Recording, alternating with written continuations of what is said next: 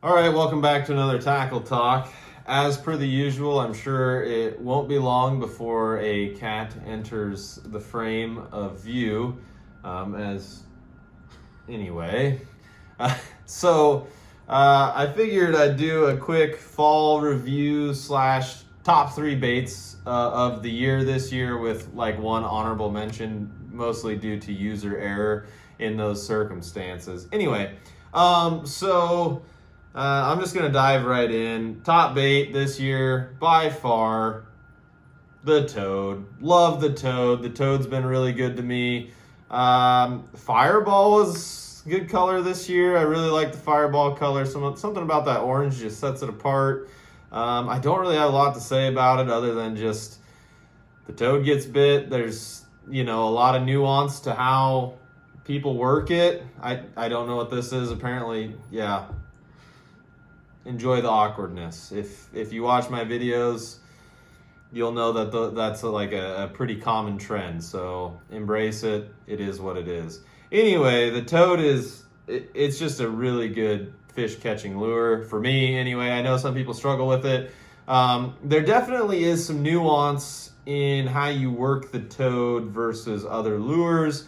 If you guys are like curious about that or whatever, I can do a breakdown. At this point, it'll probably be next season before I would do a breakdown, but I don't know. I honestly don't know how many muskies I caught on the toad this year, but it was enough to make me lose track, which is probably good, because if you lose track of how many you catch when you're not catching that many, that's a good problem to have. So the toad does it again and again.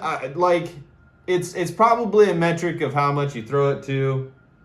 Don't read too much into it. Like, if you're confident in plastic, throw plastic, whatever. But I throw the toad a lot. It's my most confident plastic, and I throw it just an absolute ton. So, just by sheer probability of me throwing it more than other lures, that's probably why I'm catching more fish on it. But the toad, number one.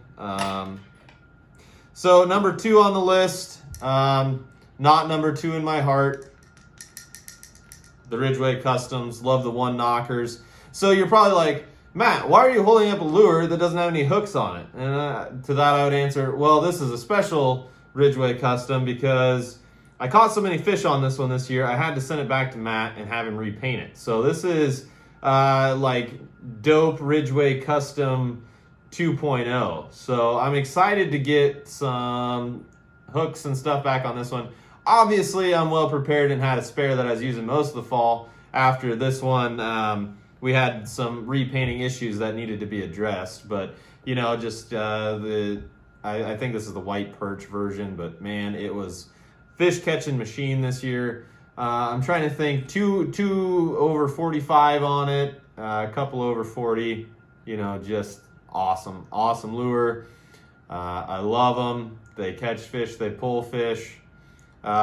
Along with the Twitch thing, Callie and I got into some fish on 10-inch jakes later in the fall. Now, the reason that I moved away from the Ridgeway, obviously these Ridgeways work in cold water too. There's a guy, I don't know him, Jaron knows him, caught a 47 or 47 and a half up in northern Wisconsin and like 42 degrees on one. So clearly, maybe I'm the idiot for not throwing it later in the fall. I don't know, but I like a tighter wobble later in the fall as those water temps cool down. So that's part of the reason I moved to the Jake, kind of in that November transition area. That's not a slight on the Ridgeway by any means, but as far as the Twitch program goes, between the Jake fish, between the Ridgeway fish, the Twitch program was pretty strong this season. So again, I'll link all of Matt's info below. We have a pretty good working relationship. He does awesome work, awesome craftsmanship. Each one of these is a work of art that catches fish.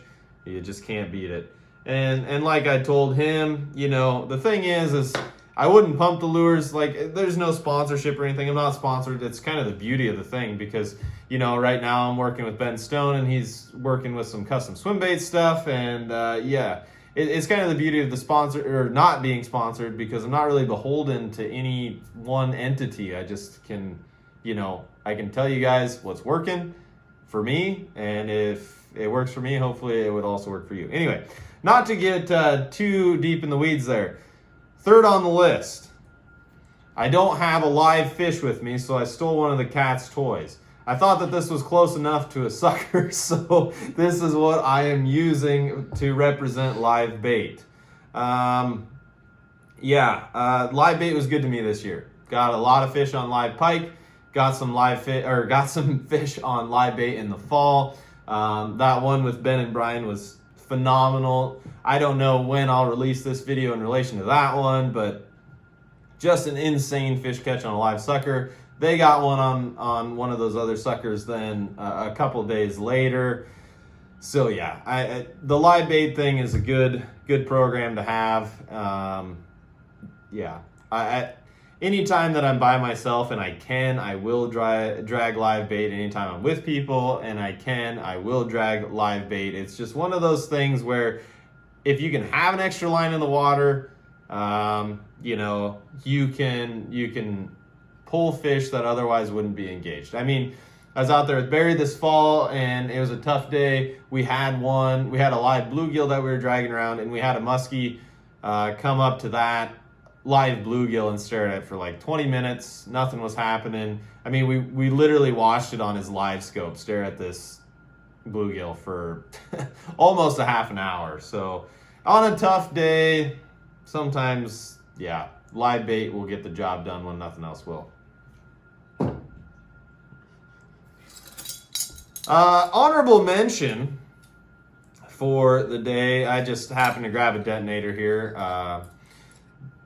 is the bucktail. Now we're going to talk about user error and fish error with this one. I'm going to try not to bang the blades too much. I mean, you guys know that I like to throw blades from time to time. I probably don't throw them as much as I should. It is what it is. Again, we get to the probability thing, how much I'm throwing other lures versus others.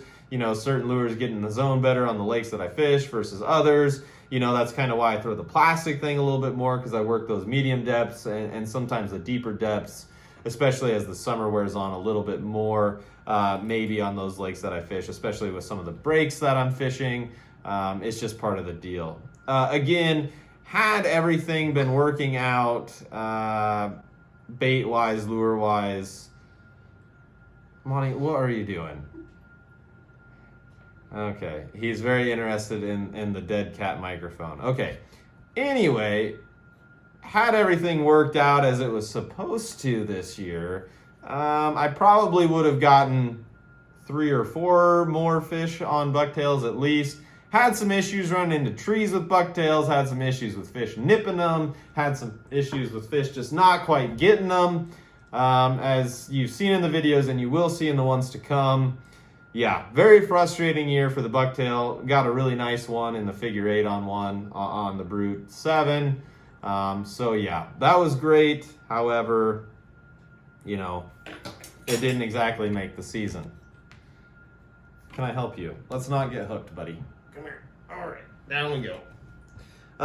So yeah, if you guys have any questions about any of the baits or anything that I'm throwing or whatever for the fall, please let me know. If you like the tackle talks, please let me know. It seems like I get pretty good feedback on those, even though it's just me just chatting about baits. But I like doing them. It's kind of fun. It's a good way to pass the time, as now we're physically in between the winter, or if not the winter, the fall and kind of the winter period.